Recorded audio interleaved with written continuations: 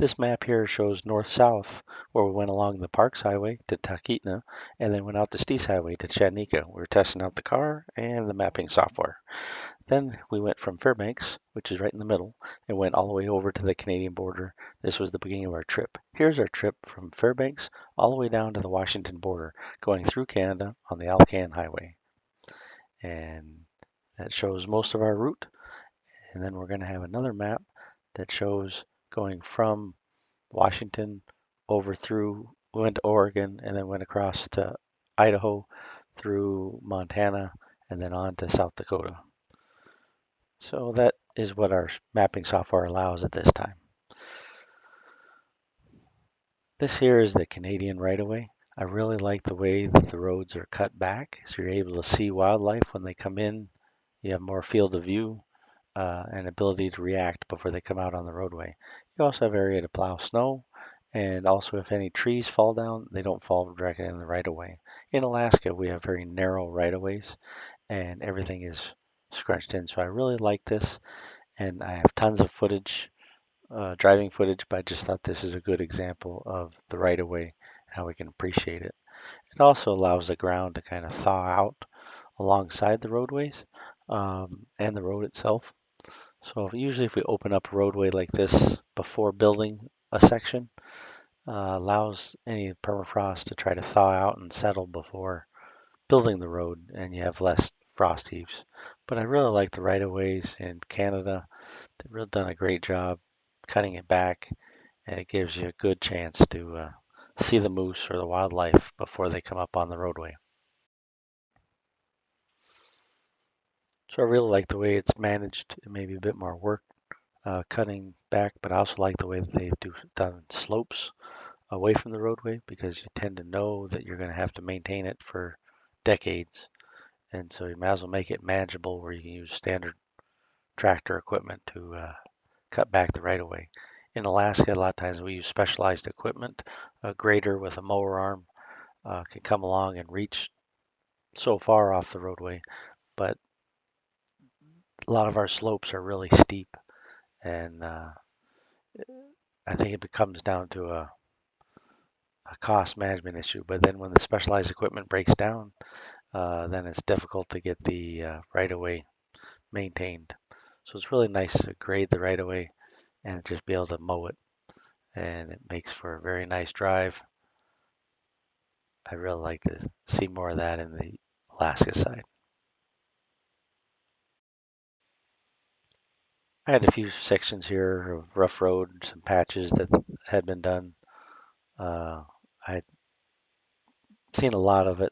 I have a lot of road footage, but I just chose a little bit here to try to show some of the patches. This is over in Canada.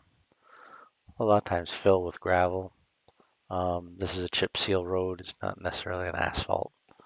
A lot of times the Canadians will disc up a section of road if there's frost heave or breaking, uh, grade it, and then just come back and chip seal over it.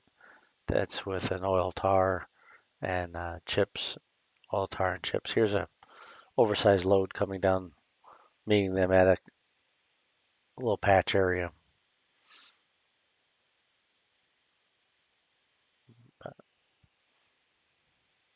Right here, some gravel, and there's a few more sections of gravel after that. Nice short example.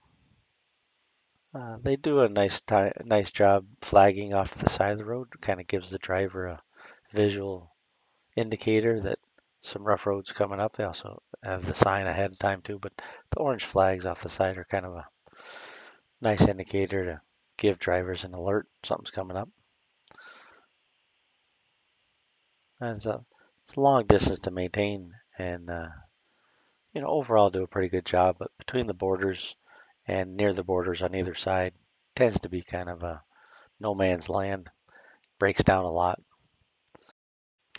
The main thing travelers need to know is try to plan extra time when traveling between the border stations, and also Northway in Alaska to Beaver Creek, even out to Destruction Bay.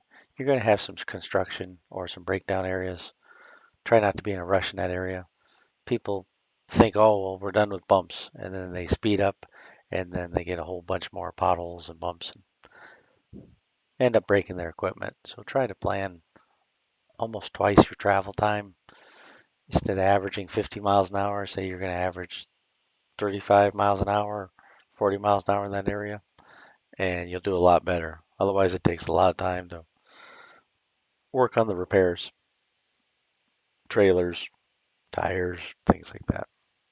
So here's just another last section of Canadian Drive, showing some of the right of way.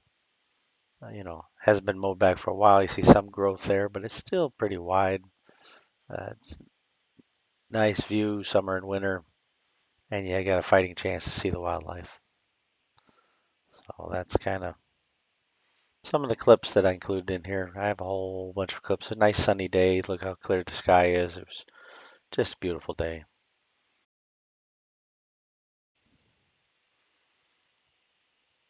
Please like and subscribe. Leave some comments. Uh, we have tons of footage. We just have to kind of edit through it and try to show you some of the highlights and the best of our Canadian trip down to Washington and then over to Ohio.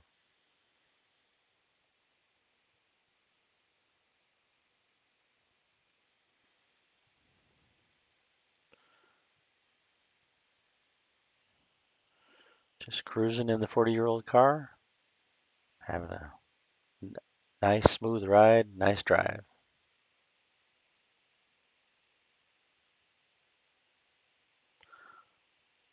Hope you enjoy some of this footage. Hope to hear from you. See if you enjoy our channel. So, as we always say, we'll be seeing you on down the road.